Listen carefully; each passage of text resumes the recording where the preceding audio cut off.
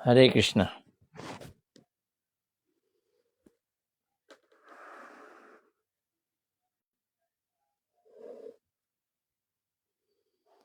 श्री जैव धर्म लेट कर देता है। जैव धर्म मुझको आज भी देरी के लिए क्षमा।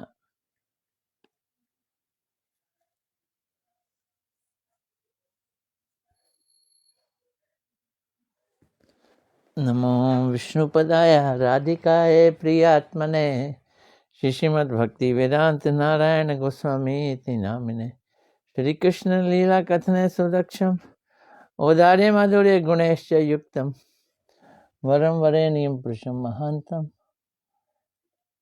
नारायणं तमाम शिरसा नमामि। नमो भक्ति विनोदाय सच्चिदानंद नामने गौर शक्ति स्वरूपाय रूपानुगवराय ते।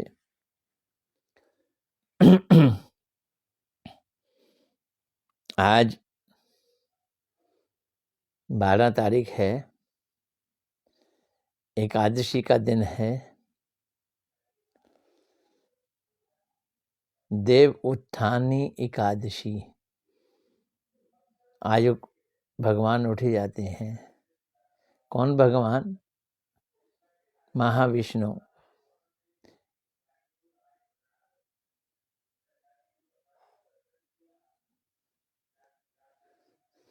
भगवान भी सोते हैं, भगवान भी उठते हैं।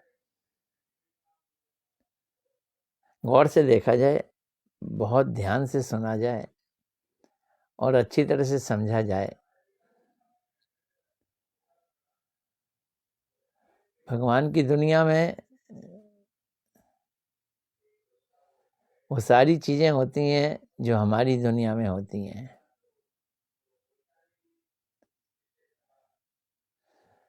हम भगवान की दुनिया का परवर्टेड रिफ्लेक्शन है।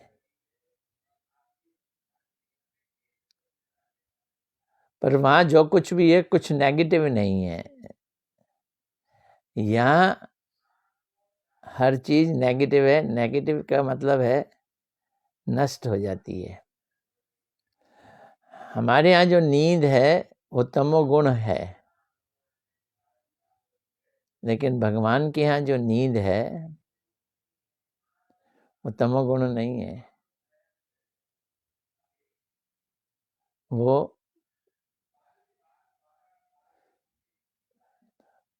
वो भी निर्गुण है। ना रजोगुण है, ना तमोगुण है, ना सतोगुण है। नींद भी निर्गुण है।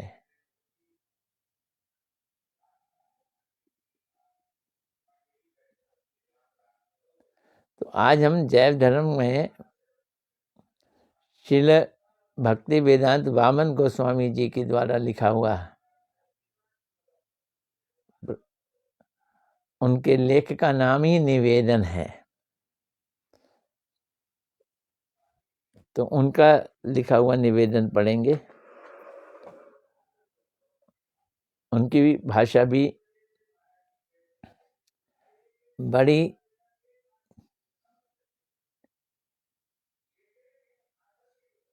गंभीर होती है, गंभीर भाषा है। श्रील भक्ति वेदांत वामन गोस्वामी महाराज की जय। जगत गुरु ओम विष्णुपाद श्रील सच्चिदानंद भक्ति विनोद ठाकुर द्वारा बंगला भाषा में लिखित जैव धर्म के 3य संस्करण प्रकाशित हो रहा है। 3rd एडिशन था।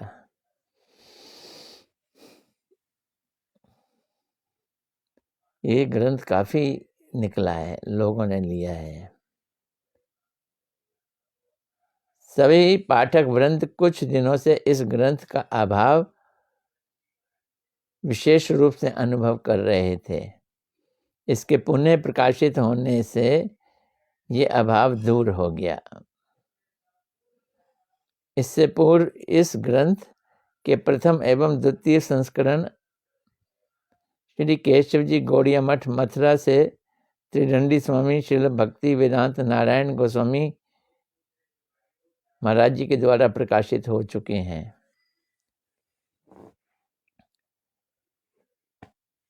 मथुरा में जो प्रकाशित हो रही है चीज़ वो हिंदी में होती है ना, और उसको हिंदी में ट्रांसलेट करने वाले श्रील भक्ति वेदांत नारायण गोस्वामी महाराज है ना, इसलिए प्रिंटिंग भी मथुरा में ही हुई। इसके पुनः प्रकाशित होने से ये अभाव दूर हुआ है। ये बहुत प्रचारित ग्रंथ के विषय में नवीन रूप में कुछ परिचय देना अनावश्यक है, और इतना प्रचारित है, इसमें क्या इंट्रोडक्शन दें, क्योंकि ये ग्रंथ सभी रूपानुग गौड़िया वैष्णव द्वारा विशेष समादृत है।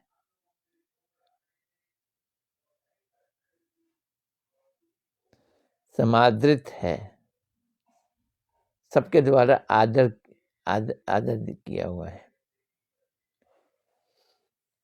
गद्य साहित्य में कथोपकथन शैली में इस ग्रंथ का अवदान अतुलनीय है। बातचीत के रूप में ये लिखा गया है ग्रंथ, टॉक है ये, टॉक, प्रश्न उत्तर है, कहानी जैसी लिखी गई है। इसके भाव गंभीर्य, भाषा का लालित्य, विचार प्रवाह और सर्वोपरि निगूढ़ दार्शनिक तत्व सिद्धांतों ने इस ग्रंथ को प्राकृत साहित्य लेखकों की रचनाओं से संपूर्ण रूप से पृथक और वैशिष्ट्यपूर्ण श्रेणी में स्थापित कर दिया है। ये प्राकृत साहित्य नहीं है, मतलब लिटरेचर नहीं है, ये ग्रंथ ही है।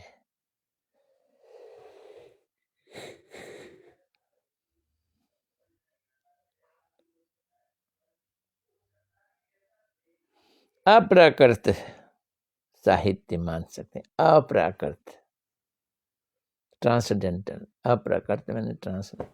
अप्राकृत साहित्य सृष्टाओं के सम्राट श्री सच्चिदानंद भक्ति विनोद ठाकुर ने इस ग्रंथ की रचना कर अप्राकृत साहित्य जगत में वैकुंठीय कौस्तुभमणि का आविष्कार किया है। कौस्तुभमणि है ये, वैकुंठीय कौस्तुभमणि है, भौतिक जगत का नहीं है ये, इसमें तनिक भी संदेह नहीं है, तनिक भी संदेह नहीं।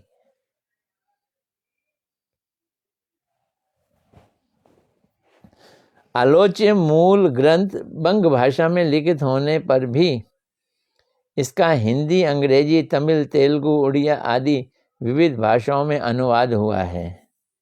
अंग्रेजी में भी हो गया है तो, और भी भाषाओं में हो रहा है, विदेशी, तथा विश्व के सभी देशों में प्रचुर प्रचार है। अतिमर्ताय महापुरुषों की लेखनी भाषा विवाद से सर्वथा ऊपर उठकर अनंत विश्व के कल्याण की कामना के लिए सतत प्रयत्नशील रहती है ना।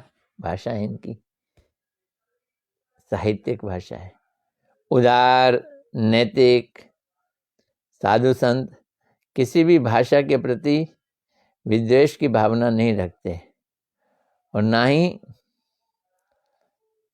स्वार्थ अन्वेषियों की भांति प्रादेशिकता को प्रश्रय देते हैं।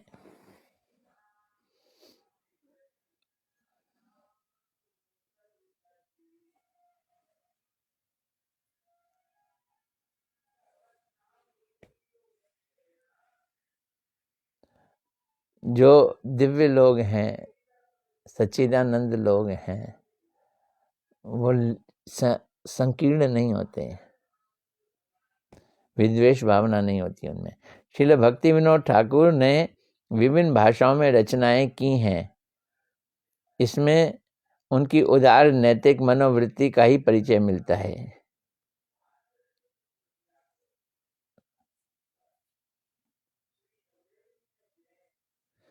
जय भजे सई बड़, जो भजे वो बड़ा।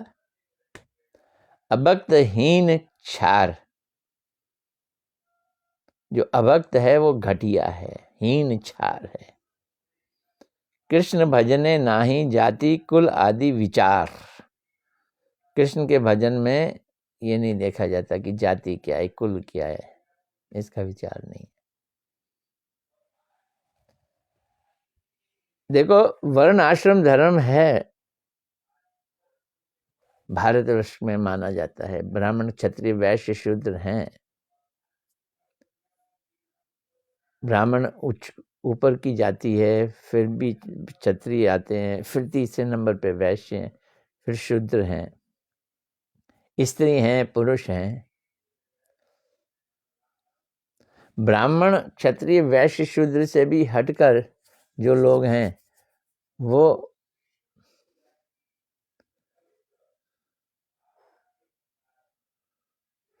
तो वैदिक धर्म से परे माने जाते हैं। उनको चंडाल भी कहा जा सकता है।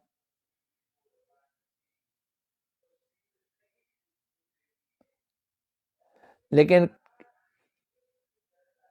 पूजा पाठ अर्चन में हमेशा ब्राह्मण क्षत्रिय वैश्य ही लिए जाते हैं, शूद्रों को भी नहीं लेते। ऐसे छोटे बड़े का कुछ ख्याल किया जाता है।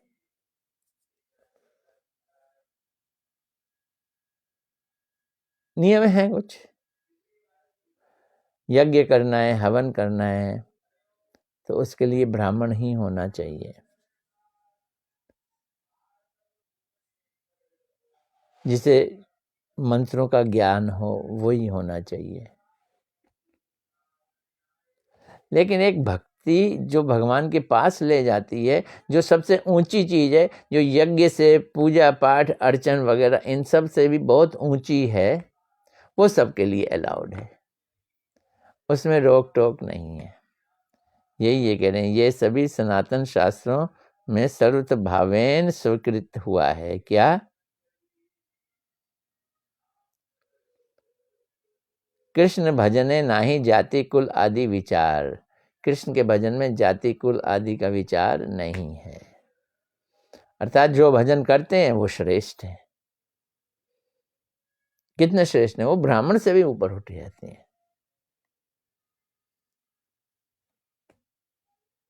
कृष्ण भजन में जाति कुल आदि का विचार नहीं है। इस सिद्धांत वाणी के अनुसार सभी भाषा भाषी, जाति, समाज एवं देश के लोगों का वैष्णव या भक्त होने का अधिकार है।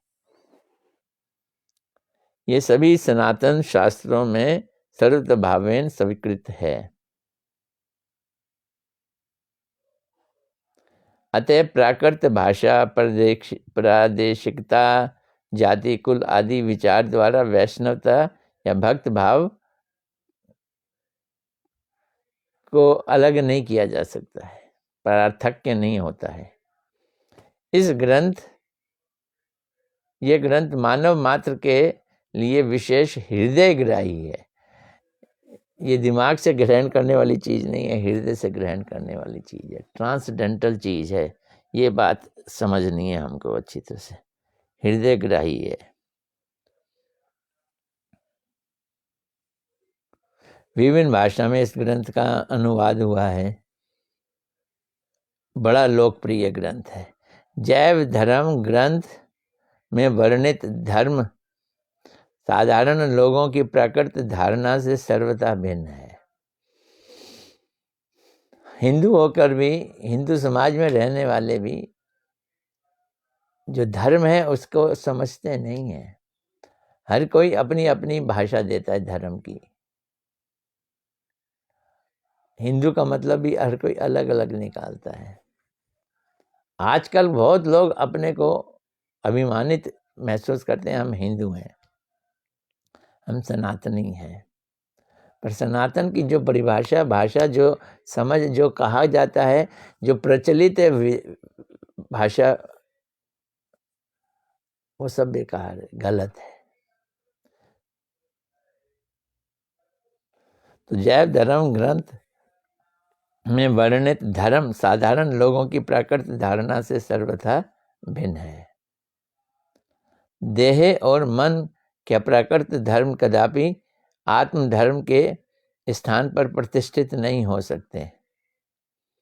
आत्मधर्म या सनातन धर्म ही दूसरा नाम जैव धर्म है। श्रील भक्ति विनोद ठाकुर ने जीव मात्र को यही समझाने का प्रयास किया है।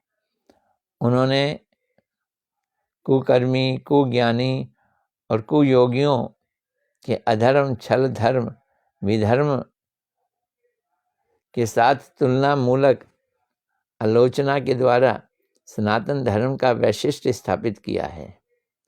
उन्होंने वेद, वेदांत, उपनिषद, गीता, भगवत आदि शास्त्रों के निगूढ़ रहस्यों और गौड़िया गोस्वामी गुरुवर्ग के गुरु गंभीर दार्शनिक तत्व सिद्धांतों को जिस प्रकार अत्यंत सहज, सरल, प्रांजल भाषा में प्रकाशित किया है, उससे उनके अतिमर्ताय मतलब जो मनुष्य से परे हैं, अतिमर्ताय व्यक्तित्व एवं नित्य सिद्धत्व का पूर्ण रूपेण परिचय मिलता है। मृत्यु लोक से परे, मृत्यु नहीं होता, जो अतिमर्ता है, जो ट्रांसडेंटल है। इस ग्रंथ में 40 अध्याय हैं। ये समरी दे रहे हैं, ये मुझे भी मालूम नहीं था। इस ग्रंथ में 40 अध्याय हैं। संपूर्ण ग्रंथ 3 भागों में विभक्त है। नित्य और निमित्तिक धर्म मूलक पहला खंड है। पहला खंड नित्य निमित्तिक, क्या चीज नित्य है और क्या चीज निमित्तिक है। निमित्तिक मतलब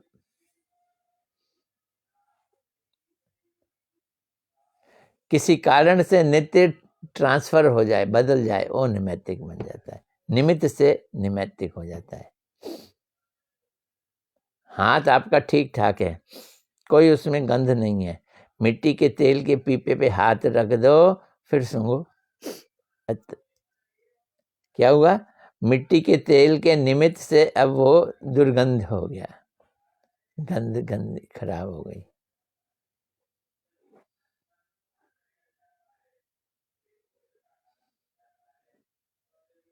ये पहला खंड है। संबंध, अभिधेय और प्रयोजन, ये हमारे शास्त्रों में सब जगह लिखा था। अरे किसकी चर्चा हो रही है? जिसके पास हमें जाना है वो संबंध है। अभिधेय कैसे जाना है वो भी बताया जाएगा, वो अभिधेय है। प्रयोजन फिर जाके क्या करेंगे वो बताया जाता है, प्रयोजन। संबंध, अभिधेय, प्रयोजन, ये दूसरा खंड है। और तीसरा खंड है रस विचार मूलक, तीसरा खंड है। पहले खंड में वर्ण आश्रम धर्म का विवेचन है। दूसरे खंड में दशमूल शिक्षा का विस्तृत रूप से वर्णन है, जो वैष्णव सिद्धांत माला की मध्यमणि स्वरूप है। और तीसरे खंड में अप्रकृत भाव विभावित परम रसिक का विषय रस विचार है। यह तीसरा खंड है। पहला खंड वर्ण आश्रम धर्म मूलक है और दूसरा खंड श्री भक्ति रसामृत सिंधु, ये रूप गोस्वामी जी के ग्रंथ है। षड संदर्भ, ये जीव गोस्वामी जी के हैं। श्री चैतन्य चरितामृत कृष्णदास कविराज जी की। इन ग्रंथों का सार संकलन एवं अखिल शास्त्रों का निर्यास स्वरूप है। सारे शास्त्रों का निचोड़ है, निर्यास है। सभी शास्त्रों में संबंध, अभिधेय एवं प्रयोजनात्मक तत्व विचार का प्रतिष्ठा है। शास्त्र जितने में उसमें ही संबंध, अभिधेय, प्रयोजन जरूर होगा। अगर संबंध, अभिधेय, प्रयोजन ना हो तो वो शास्त्र नहीं, वो नॉवल बन जाते हैं, लेखनियां हो जाती हैं। हमारा किससे संबंध है, कहाँ हमको जाना है, ये संबंध कैसे जाना है, ये अभिधेय, और जानने के बाद क्या करना है, ये प्रयोजन है।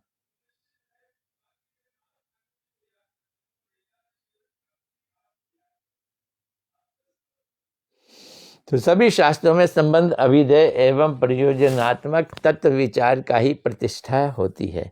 श्रील भक्ति विनोद ठाकुर ने जैव धर्म में कर्म, ज्ञान, योग आदि क्लिष्ट साधनों को एकदम तुच्छ प्रदर्शित किया है और प्रसंग क्रम से निर्विशेष, निराकारवादी, केवल अद्वैत, ब्रह्मवाद या मायावाद का जिस प्रकार खंडन किया है,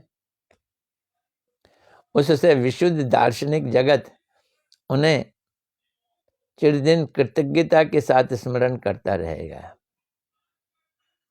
सबसे बड़ी भारतवर्ष में ये समस्या है, मायावाद। मैं तो यूं कहूँगा 80-90% लोग मायावादी ही हैं। मेजोरिटी के बीच में मायावाद का खंडन करके वैष्णव धर्म को प्रस्तुत करना बड़ा मुश्किल कार्य है। साथ ही नाम ब्रह्म को आराधना कोई शास्त्रीय युक्ति और प्रमाणों के द्वारा सर्वश्रेष्ठ भजन का अंग के रूप में स्थापित किया है श्री भक्ति विनोद ठाकुर जी ने।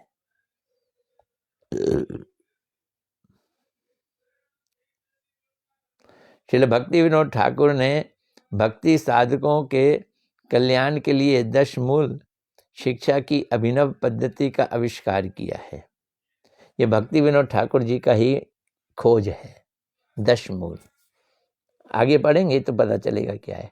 और इसलिए शिक्षा 10 मूलम नामक ग्रंथ की रचना भी की है। श्री चक्रवर्ती चरण ने श्री चैतन्य महाप्रभु की शिक्षाओं का सार बताया है। क्या आराध्यो भगवान ब्रजेश तनया, की आराधना भगवान की करो जो कि नंद बाबा का बेटा है। इस श्लोक में चैतन्य महाप्रभु की शिक्षाओं का सार लिपिबद्ध किया है। गौड़िया वेदांताचार्य बलदेव विद्याभूषण प्रभु ने मध्व संप्रदाय के साथ गौड़िया वैष्णव संप्रदाय के विचारों की समता प्रदर्शन हेतु प्रमेय रत्नावली में श्री मध्य प्रभा श्लोक की अवतरणा की है। इसी प्रकार श्री भक्ति विनोद ठाकुर जी ने उपर्युक्त दोनों प्रसिद्ध श्लोकगत सिद्धांतों का सामंजस्य करते हुए 10 मूल की रचना द्वारा गौड़िया वैष्णव सिद्धांत का मंथन करने का प्रयास किया है। बड़ी ऊंची बात है ये, पढ़ेंगे तो पता है चलेगा। आमनाय प्रवाह तत्वम, ये श्लोक है 10 मूल का। एक ही श्लोक में 10 मूल निर्यास संग्रह पूर्वक उसका सुधी सज्जनों में वितरण किया। एक ही श्लोक में सारा सिद्धांत घुसा दिया है भक्ति विनोद ठाकुर जी ने। इस प्रकार संबंध अभिधेय प्रयोजनात्मक ये ग्रंथ चैतन्य महाप्रभु की शिक्षाओं का सार है और गौड़िया वैष्णव के लिए कंठहार है। मतलब ये ग्रंथ हमें कंठ में रटना चाहिए, रस लेना चाहिए। रस विचार मूलक तीसरा खंड क्या है, उसके साथ संपूर्ण जैव धर्म ग्रंथ का हिंदी संस्करण पहले प्रकाशित हो चुका है। यद्यपि गौड़िया वेदांत समिति द्वारा बांग्ला भाषा में इसके कतिपय संस्करणों में केवल प्रथम और द्वितीय संस्करण ही मुद्रित हुए हैं। तो बांग्ला में जो छपा है उसमें हमारी समिति में, गौड़िया वेदांत समिति में प्रथम और द्वितीय रस विचार नहीं छापा गया था। संप्रति रस विचार मूलक तृतीय खंड बांग्ला में प्रकाशित होने पर पृथक रूप में तथा एकत्र भी अधिकारी पाठकों में वितरित हुआ है। परम आराध्य श्री गुरुदेव ने ये स्पेशलिटी हिंदी वालों को दी है। इस ग्रंथ की प्रथम प्रस्तावना में लिखा है कि श्रील प्रभुपाद के विचारों के अनुसार भजन में कुछ उन्नत अधिकार प्राप्त नहीं होने तक रस विचार में प्रवेश करना उचित नहीं है। तो अगर कोई ग्रंथ पढ़ेगा जैव धर्म, पहला खंड पढ़े, दूसरा पढ़ेगा, तो अधिकार आ ही गया ना। श्रील प्रभुपाद ने भाई सहिजिया, प्रकृति रस, शतदूषणी और अन्य बहुत से प्रतिबंधों में इसे सुंदर रूप से व्यक्त किया है। फिर भी आज तक अनधिकारी व्यक्तियों के हाथों में रस विचार संवलित ये जैव धर्म ग्रंथ दिया जाता रहा है। यह श्रील प्रभुपाद जी की विचारधारा के अनुकूल नहीं है। रस विचार मूलक तृतीय खंड को हम अनधिकारी साधारण जनों के हाथों में अर्पण नहीं करना चाहते हैं, यह हमारा विचार है। तो ठीक है, इस ग्रंथ के साथ जुड़ा हुआ है तीसरा अध्याय है। उपयुक्त निषेधाज्ञ के स्वपक्ष और विपक्ष बहुत सारे युक्तियां हैं, तर्क हैं, अवतारणा की जा सकती है। इससे पूर्व केशव जी गौड़िया मठ, मथुरा से त्रिदंडी स्वामी भक्ति वेदांत नारायण महाराज द्वारा संपूर्ण ग्रंथ ही प्रकाशित हुआ है, परंतु उन्होंने अपने प्रकाशिकीय व्यक्तित्व में इस विषय में कोई मंतव्य प्रकाश नहीं किया। हो सकता है कि उन्होंने अपने परम आराध्य देव का इंगित और निर्देश प्राप्त करके ही ऐसा किया हो। मैं व्यक्तिगत रूप में श्रील गुरुपाद पद्म के निषेधात्मक निर्देश, उद्देश्य और तात्पर्य के विषय में पाठक वर्ग को एक युक्तियों द्वारा बतलाना चाहता हूँ।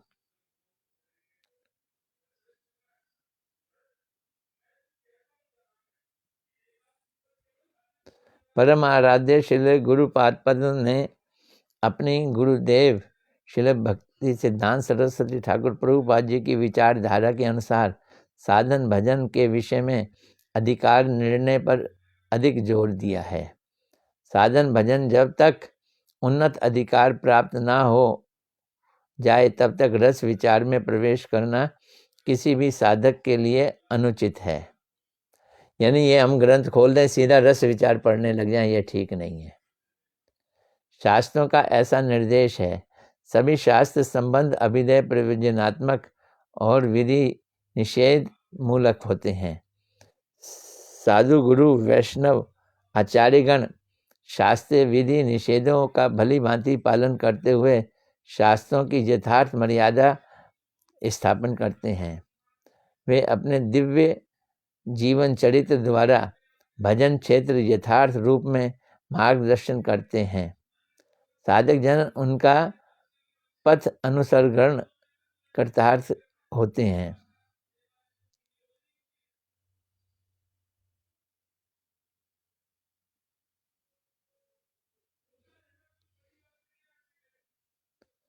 इसे भी अन्वय और व्यतिरेक रूप में मूल विधि और मूल निषेध कहा जाता है। भक्ति के प्रतिकूल विषय वर्जनीय हैं एवं भक्ति के अनुकूल विषय सर्वभावेन ग्रहणीय हैं।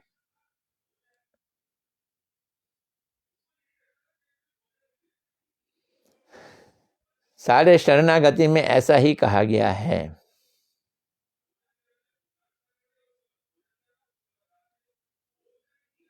गुरुपाद पद्म अनधिकारी व्यक्तियों को हाथ में रस विचार वाले तृतीय खंड को देना नहीं चाहते थे। अनधिकार रस चर्चा करने वालों को वे उन्मार्गगामी और इचड़े पाका यानी कच्चा कटहल को तोड़ दिया जाए तो वो खराब हो जाता है, प्रकृत सहजीय कहा करते थे। इन लोगों का उन्नत उज्जवल माधुर्य रस में भजन में अधिकार नहीं है। ये सब रूपानुग भजन प्रणाली या चिंताधारा में भ्रष्ट हैं। उनकी सतत अनभिज्ञता उत्सृंखलता की परिचायक है। श्री चैतन्य महाप्रभु की शिक्षा का प्रचार करना ही कीर्तन है। वे उसके उपलब्धि नहीं कर पाते हैं। तो रस विचार तभी करना चाहिए जब अधिकार आ जाए। तो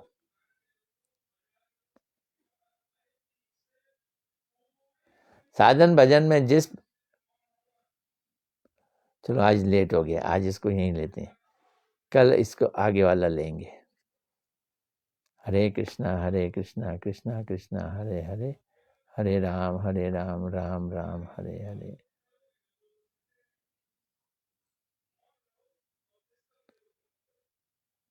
अभी तक खंडन की बातें कर रहे हैं श्रील भक्ति वेदांत बामन गोस्वामी महाराज। फिर इसके आगे मंडन की बात भी करेंगे, वो हम कल चर्चा में लेंगे। हरे कृष्णा।